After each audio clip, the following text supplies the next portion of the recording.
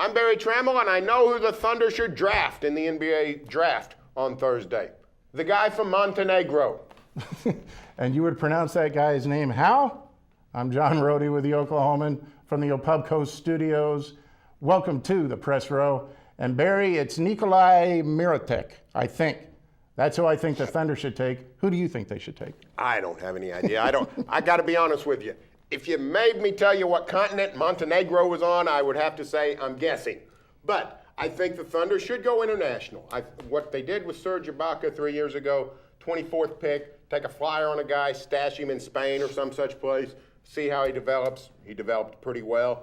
Do that. It's the tried and true model of the San Antonio Spurs. They get Tony Parker, Manu Ginobili with late picks. I think this is a Thunder roster that does not need immediate help. It's a Thunder roster that frankly doesn't have any openings in the rotation. No reason to get cute.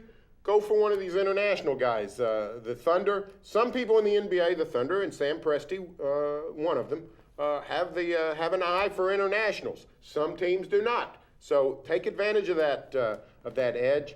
Go international. Don't worry about the immediacy. Go for the future. You nailed it. And that's why they should take the guy from Montenegro, whatever his name is.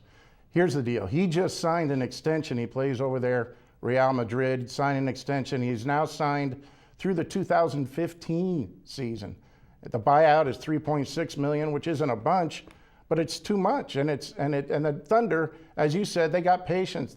There's no fast forward button with the Thunder, not now, when they could have all 15 guys on their roster returning for next season if they extend offers to Daquan Cook and Nazr Mohammed. Barry, here's the deal.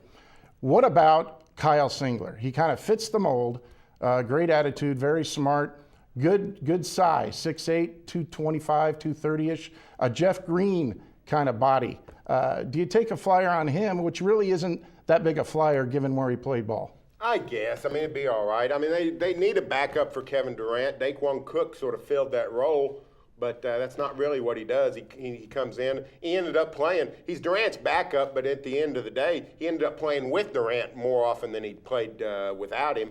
So, I mean, somebody like Singler would fit the role, but I prefer the international method. I think they've got the rotation. I think a rookie, especially somebody that people know his name, somebody from Duke, just make people question, hey, why isn't this guy playing? Sort of the same way that everybody wondered why Nate Robinson didn't play after the February trade, when the answer was obvious. He's not any good, and they didn't need him. And I think I think it puts too much pressure on a rookie. And I think it puts pressure on a roster rotation when you bring in somebody who's expected to play.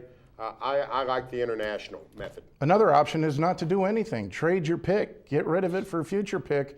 By the way, you don't think all the other teams are thinking the same thing? You may not have any buyers for that one. But what about this? How about picking somebody just to pick somebody? It sounds like a lazy attitude, but if you don't really have a roster spot and you don't want a team getting another guy, why not take a flyer? Barry, why not take a 2 or 3 year project, even if you don't have to stash him? But if he fits a need, maybe you can go that route. For the best coverage anywhere, look every day in the Oklahoman and keep it right here on newsok.com.